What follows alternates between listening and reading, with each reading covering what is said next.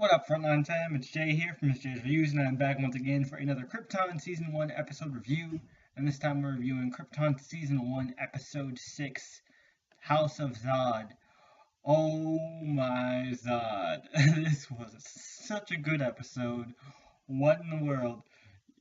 So, as per usual with my episode reviews, I will be recapping the episode and telling you my thoughts about it. So, do yourself a favor. If you have not seen this episode of Krypton yet, do yourself a favor and watch this episode, because holy crap.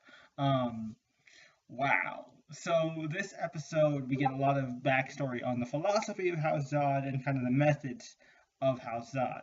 And we get a lot of Jayna's childhood and flashbacks and, how she left her, she even forced how ruthless she had to be even as a child. She even left her brother to die in the Outland. It was crazy.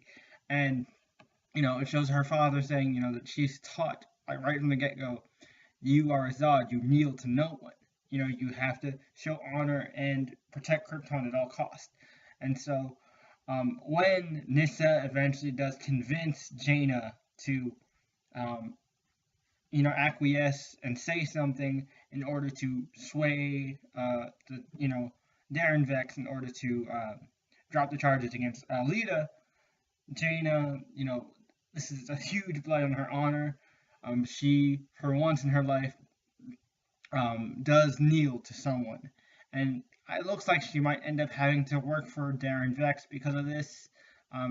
And now this, to her, is the ultimate shame. Because of her love for her daughter, she gives up the one thing she valued more than that, her honor, her dignity. And it's crazy.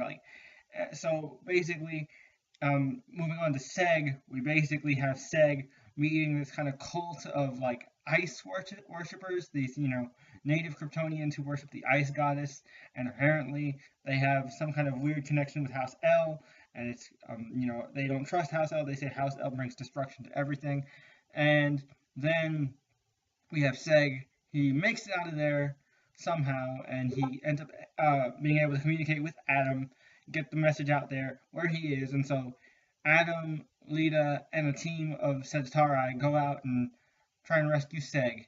And then at the end of the episode, at the very end of the episode, we get a revelation that the guy who is leading the other faction, who I theorized was Jayna's father, who's played by the actor who played Walter on Arrow.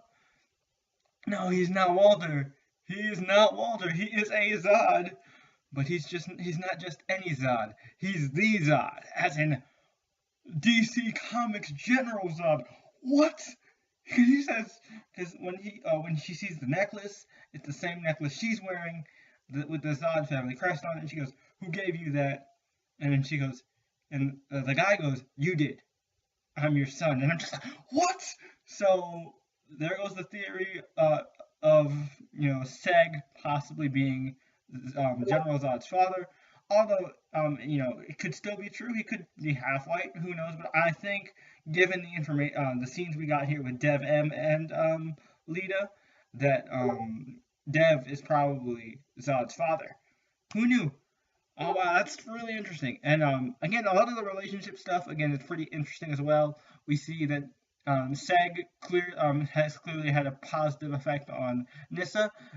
Whether or not that's going to come to fruition, we'll have to see.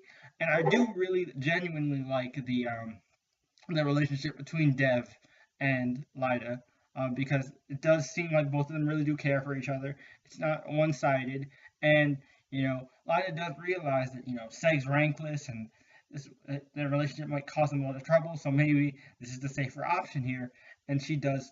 It seemed like really care for Dev, and Dev does really care for her. So we'll see where this goes. But man, in that preview, we get to see a lot of crazy stuff go down.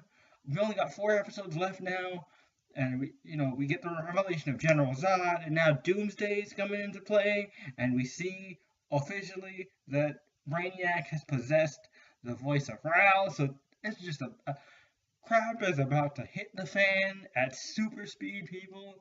Wow, they picked one hell of an episode to premiere on Superman's 80th birthday. Happy 80th birthday, Superman! Your grandpa sent you this really awesome gift from an alternate timeline.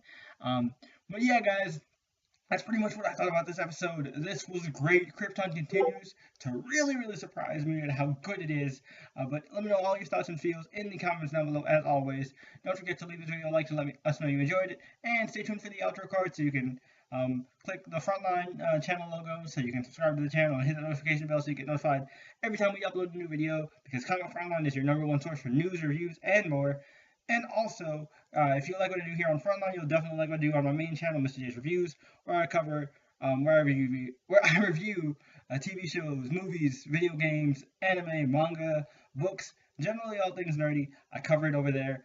Definitely, if you like what I do on Frontline, you'll definitely like what I do on my main channel. So I'd really appreciate it if you hit my channel icon as well in the outro card. And I will also leave linked my Krypton Season 1 review playlist in case you missed any of my previous Krypton Season 1 reviews here on Comic Frontline. But until next time, guys, this is Jay from Mr. Reviews, and like I always say, once a comic geek, always a comic geek, and once a Krypton fan, always a Krypton fan. Until next time, I'll catch you guys later. Up, and away. Peace.